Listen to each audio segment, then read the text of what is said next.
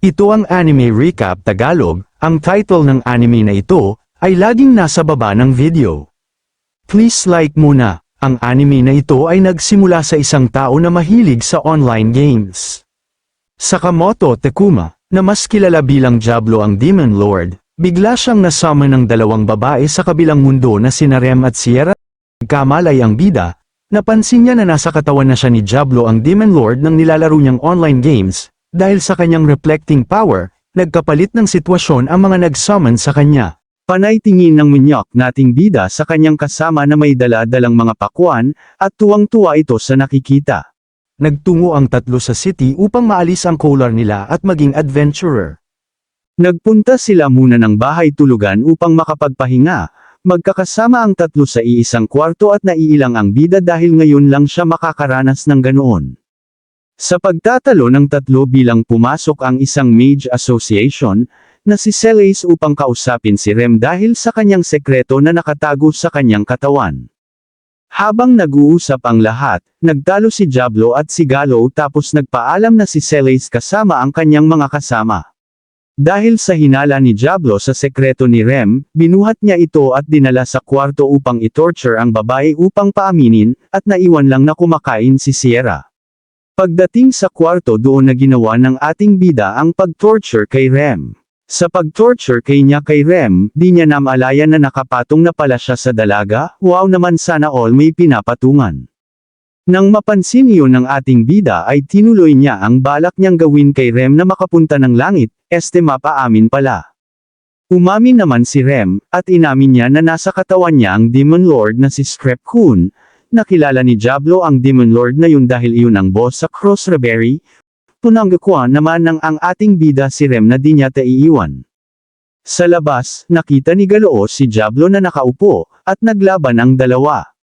Gumamit ng summon na level 30 na salamander si Galo, nagulat pa ang bida, subalit naalala niya na mahina lang ito. Bumuga ng apoy ang salamander pero di nito kinaya ang level 150 na si Diablo. Gumamit si Diablo ng explosion, at sa isang tira lang natalo si Galo. Nagpunta ang tatlong bida sa Adventurers Guild upang magpalista at malaman ang mga level ng bawat isa. Para malaman ang level ng bawat isa kailangan hawakan ang salamin upang makita ang taas ng kanilang level. Nauna si Sierra at nakakuha ito ng level 30.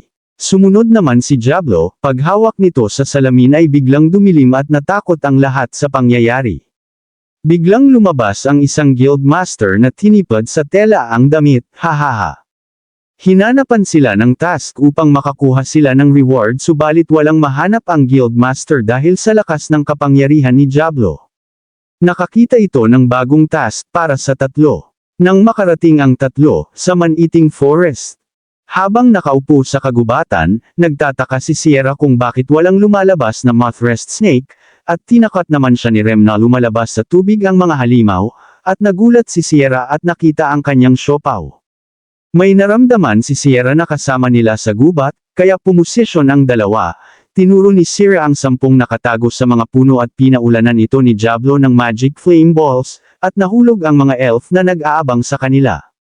Nagsalita si Celsior na, pakawalan si Princess Sierra, dahil sa pagkakaalam nito na kinidnap si Sierra ni Diablo, subalit tumanggi si Sierra dahil ayaw niya nang bumalik sa Greenwood na kaharian nila, at ayaw din itong maanakan, parang hayop lang hihihi. Tanyana ng mga elf si Diablo subalit di tinablan ito, bagkus inasar pa nito na mahina daw sila. Gumamit ang elf na ng isang malakas na palaso na bigay ng hari upang matablan si Diablo subalit bigo pa rin ito. Si Diablo naman ang tumira at ginamit niya ang presya na nagpapayelo sa paligid, at natalo ang mga elf, tapos lumabas si Galo na mipakana ng lahat, at pinagalitan ang mga elf. Pinagbantaan ni Diablo si Galo para di na ulitin ito.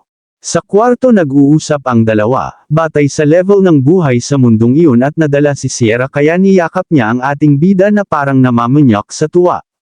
Napahiga si Diablo at nahawakan niya ang dalawang pinatubo, talap. At tuwang-tuwa ito sa pagmasa ng pinatubo. At naabutan sila ni Rem na nag-transform, nagalit sa inggit. Dahil di nag-like ng video. Maraming salamat sa panunood, like muna para sa marami pang video.